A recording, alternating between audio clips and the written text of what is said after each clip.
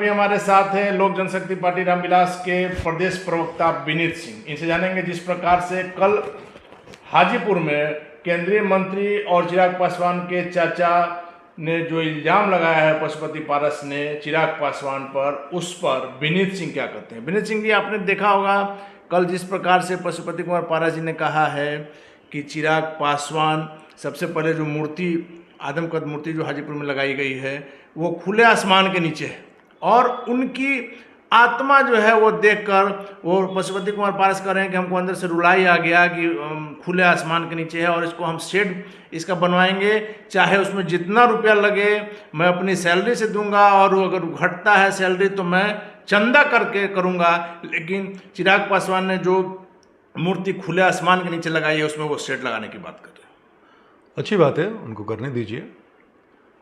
और मुझे लगता है कि हमारे संस्थापक श्री रामविलास पासवान जी को आप चारदीवारी में कैद करके नहीं रख सकते। आप अभी उस जगह पे काफ़ी काम बाकी है, जैसा कि हमारे राष्ट्रीय अध्यक्ष चिराग पासवान जी ने भी कहा था, पर ये भाई हैं और भाई के रूप में कुछ करना चाहें तो स्वागत है उनका। एक बात और उन्होंने कही है कि चिराग पासवान आज साधु पासवान को लेकर के जितनी भी बातें कर लें, स्वर्गीय पासवान जी की जब बॉडी आई थी पटना एयरपोर्ट पर उस समय उन्होंने मिलने भी नहीं दिया था, जिसके कारण साधु पासवान जो है वहीं रोड पर लेट गए थे, और आज उनको अपनी बहन की और माँ की याद आ रही है। देखिए, ऐसे लोगों के बयानों पे तवज्जो देने की ज़रूरत नहीं है। उन्हें बहुत कुछ कहा है, हाजीपुर से चुनाव लड़ने की बात कही है। उन्होंने कहा है कि हाजीपुर से चुनाव में चिराग पासवान, उनकी माँ जो भी लड़ ले, मैं यहाँ से एनडीए का प्रत्याशी रहूँगा, बाकी जनता तय करेगी। उनकी बात को सुनने के बाद अचानक से मुझे एक शेर याद आता है, गालिब का, अनायास ही याद आ गया कि हमें मालूम है जन्नत की हकीकत क्या है, पर दिल को बहलाने के लिए ख्याल अच्छा है गालिब। बोलने दीजिए। उनकी बातों को आप नोटिस नहीं लेते हैं? कोई तवज्जो देने की जरूरत नहीं है। चिराग पासवान के चाचा केंद्रीय मंत्री, उनकी बातों को वैल्यू नहीं है। भाई, उनकी अहमियत ही नहीं है तो तवज्जो क्यों देना। वो होंगे केंद्रीय मंत्री, वो किसके अनुकंपा से बने हैं ये हर कोई जानता है, तो इस पर हम लोग बात नहीं करें। दूसरा सवाल पूछिए आप। विनीत जी, बिहार में जो आप देख रहे हैं, इधर बिना बात का बात हो रहा है। जैसे आप उदाहरण दे सकते हैं, निकट भविष्य में जिस प्रकार से सीनियर एसपी के एक छोटे से बयान को लेकर के हंगामा मचा, एनडीए में जो खींचातानी आपसी सहयोगियों के बीच में जो हो रही है, अभी आप ताज़ा उदाहरण देख सकते हैं जिस प्रकार से फ्राइडे को छुट्टी होगा कि संडे को होगा, इस पर लेकर हंगामा है। इसको लेकर कोई पार्टी नहीं बोल रही है कि यहाँ सत्र क्यों लेट है। जो बच्चा 3 साल में, जो लड़का ग्रेजुएशन कर रहा है, उसका रिजल्ट अगर 8 साल में कंप्लीट हो रहा है तो वो कहाँ जाएगा, कहाँ वो नौकरी करेगा। इन सब बातों की चर्चा नहीं होकर खाली धर्म की बातों पर, बेफालतू की बातों पर चर्चा हो रही है। ये आपने बहुत गंभीर प्रश्न पूछा है मुझसे, और ये बीइंग अ प्रोफेसर मुझे बोलना है इस, क्योंकि आप खुद प्रोफेसर हैं, इसलिए हमने चाहा कि ये जी सही। और आपने बिल्कुल सही कहा कि 3 साल ग्रेजुएशन का जो समय होता है, जो मियाद होता है, उसको 6 साल में डिग्री मिलती है।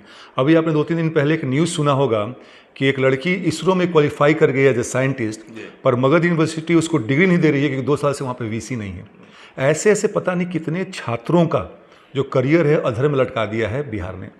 और ये बात अभी की नहीं है, जब हम लोग भी पढ़ते थे तो वही हाल था। अभी 2nd ईयर का रिजल्ट नहीं आया है कि 3rd ईयर का एग्ज़ाम होने वाला है। और अनिल भाई, मैं आपको एक बताता हूँ कि ये ऐसे ही कहते हैं ना कि फ्रॉम नोवेयर नहीं हो रहा है, इसके पीछे एक बड़ी सुनियोजित साजिश चल रही है। अब मैं समझाता हूँ कैसे आपको। उच्च शिक्षा में अगर हम बात करें तो अगर गवर्नमेंट ऑफ इंडिया का रिपोर्ट देख लें तो बिहार नीचे से 4थे स्थान पे आता है। उसका ग्रॉस इनरोलमेंट रेशियो जो है वो मात्र 12% है, जो कि नेशनल के 27% से भी कम है जी। अब क्या कारण क्या है कि उस शिक्षा में जब आप ग्रेजुएशन करते हैं, पीजी करते हैं, आपका एक उम्र हो जाता है जब एनालिसिस कर सकते हैं। जो सरकार जो चीज़ें लाती है आप उसके बारे में तर्क वितर्क कर सकते हैं। सरकार क्या कहती है कि आपको डिग्री समय पे नहीं मिलेगा, जिससे कारण मजबूरन आपको ये अपना प्रदेश छोड़ कर जाना पड़ेगा। अब क्या फ़ायदा हुआ कि जो अच्छे जो लोग थे, जो बुद्धिजीवी जो लोग थे, जो एनालिसिस करते थे, वो चले गए। वो वोट देने कितना पहुंचते हैं हम हर कोई जानता है।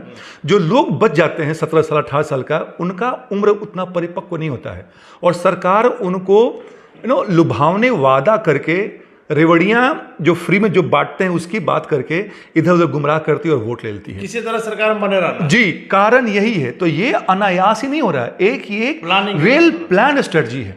ये तो बताइए सर, आपके शिक्षा मंत्री कहते हैं कि हम कुछ नहीं कर पाएंगे, ये चांसलर का, ये राज्यपाल महामहिम के अंदर में आता है। अरे भाई, तो उनके साथ बैठिए ना। बच्चा यहाँ पे गर्दनी बाग में आधा कपड़ा खोल के बैठा हुआ है, अर्धनग्न अवस्था में बैठा हुआ है। वो अपना क्या मांग रहा है? आपसे नौकरी नहीं मांग रहा है। नौकरी तो मांगने गए थे बीटीईटी के परीक्षार्थी, आपने उनको लाठी बरसाया है। वो बेचारा अपना डिग्री मांग रहे हैं, समय पे अपना परीक्षा मांग रहे हैं। आपने पूछा है किसी से, जो वाइस चांसलर जो फ्री में जो पद बांटे जाते हैं पैसा ले लेके, कि कभी वो वाइस चांसलर जाके क्लास लेते हैं? कभी उनसे पूछा कि सेमेस्टर टाइम पे क्यों नहीं पूरा होता है? तो सर, इसी कारण बिहार के बच्चे ना उनका दिल्ली यूनिवर्सिटी में होता है, हर बार गैप ईयर हो जाता है उनका। और वैसी बिहार को शुरू से कहा गया है कि ज्ञान की धरती रही है, उस बिहार में शिक्षा का ये। अरे भाई, इसको ऑक्सफोर्ड ऑफ ईस्ट कहते थे। नालंदा विश्वविद्यालय कहाँ है? फाइन से लेके ह्यूमनसन सब यहाँ पे आए, लेकिन ये हर कोई जानता है, इसलिए सरकार इस पे कोई कार्य नहीं करती है। विनीत जी, आखिरी सवाल है कि जिस प्रकार से कल आपने देखा कांग्रेस नेता अधीर रंजन चौधरी, जो कि पुराने नेता हैं, कई बार चुनकर गए हैं, इस प्रकार का बयान किस चीज़ को दर्शाता है कि राष्ट्रपति को लेकर के आप इस प्रकार का बयान दे रहे हैं कि पहली महिला राष्ट्रपति जो है, दलित राष्ट्रपति जो बनी है, उनको लेकर के इस बयान का आपके राष्ट्रीय अध्यक्ष ने भी इस बयान को लेकर के उन्हें निंदा अपना जाहिर किया है, इस पर क्या कहें? नहीं, हमारे राष्ट्रीय अध्यक्ष जी ने कहा है कि जिस लहजे में उन्होंने कहा है, जिस वर्ड शब्द का इस्तेमाल किया है, वो बिल्कुल संवैधानिक नहीं है। जो देश की जो सर्वोच्च, जो पहली जो नागरिक है, प्रथम जो नागरिक जो हैं, उनके बारे में ये शब्द का प्रयोग, भले अधीर रंजन चौधरी जी लाख कह लें कि वो बंगाली है, उनको हिंदी समझ में नहीं आता है, तो जब हिंदी समझ में नहीं आता है तो आपको ट्राई नहीं करना चाहिए, बोलना नहीं चाहिए। और मुझे लगता है कि उनको बिना कोई शर्त के सार्वजनिक रूप से माफ़ी मांगनी चाहिए। लेकिन आपको ये आखिरी सवाल हमने कहा, लेकिन ये आखिरी सवाल है, चूँकि बातचीत में कुछ निकल जाता है। किसी व्यक्ति के बारे में अगर आप कहते हैं तो वो मानने वाली बात है, राष्ट्रपति के बारे में अगर कह रहे हैं तो क्या उसे माफ़ी देना चाहिए या उन्हें हमेशा के लिए निलंबित कर देना चाहिए? राष्ट्रपति जो आप शब्द, अगर हम लोग बात करें कि जो लिटरल जो मीनिंग है, तो राष्ट्रपति का ये मतलब नहीं होता है कि पूरे राष्ट्र के पति हैं, या राष्ट्रपति का मतलब नहीं होता है। तो उस भाव को समझना चाहिए। तो निलंबन थोड़ा सा कड़ा हो जाएगा, लेकिन मुझे लगता है कि उनको सार्वजनिक रूप से बिना कोई कंडीशंस के उनको अपोलोजाइज करना चाहिए।